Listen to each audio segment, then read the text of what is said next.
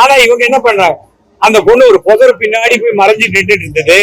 அப்போ வந்துட்டாங்க. ஏன் புதர் பின்னாடி போகணும் யோசிச்சு பாருங்க. உடனே போலீஸ் எல்லா இடத்துலயும் லைட் போடும். போலீஸ் தெருவுகளுக்கு போடுவாங்களா, புதருக்கு லைட் போடுவாங்களா? 7:30 எஸ்வி சேகருக்கு தான் இந்த பதிவு.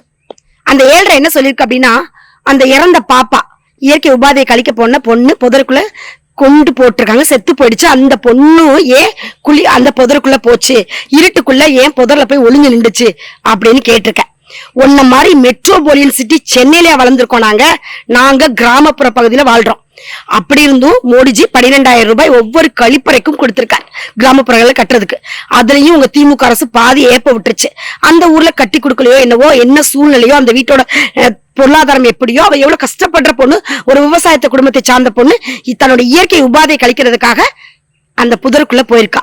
அப்ப புதருக்குள்ள போயிட்டா தன்னோட தேவைக்கும் அவசரத்துக்கும் ஒரு விஷயம், அத்தியாவசிய தேவைக்காக மாதவிடாயா இருக்கலாம், எத்தனையோ காரியங்கள் இருக்கு. அந்த பேடை ரிமூவ் பண்ண கூட போயிருக்கலாம். அட அறிவு கட்டவனே, எதை பத்தியுமே ஒரு சுய சிந்தை இல்லாம, பெண்களுக்கு என்ன கஷ்டம் இருக்கும், பெண் பிள்ளைகள் என்ன இடர்பாடுகளை சந்திக்கிறாங்கன்ற எந்த புரிதலுமே இல்லாம, நீ கொஞ்சம் கூட வெக்கமே இல்லாம திமுகக்கு முட்டு கொடுக்குற. எவ்வளவு கேவலமான ஆளியா நீ எல்லாம் பெண் பிள்ளை, பெண்ணுக்கு தான் பிறந்தியா, பெண் பிள்ளையாவது பெத்தியா, ஏதாவது உனக்கு அறிவு இருக்காடா?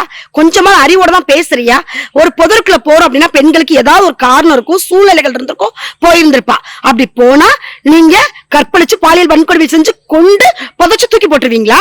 அப்படிப்பட்ட ஒரு கேவலமான சமூகத்தில வாழ்ந்துட்டு இருக்கோம். நம்ம தமிழ்நாடு சுடுகாடா மாறிக்கிட்டு இருக்கு. இந்த மாதிரி திமுக கருப்பர் கூட்டத்துக்கு எப்படிதான் வெக்கமேல முட்டு கொடுக்கறேன்னு தெரியல.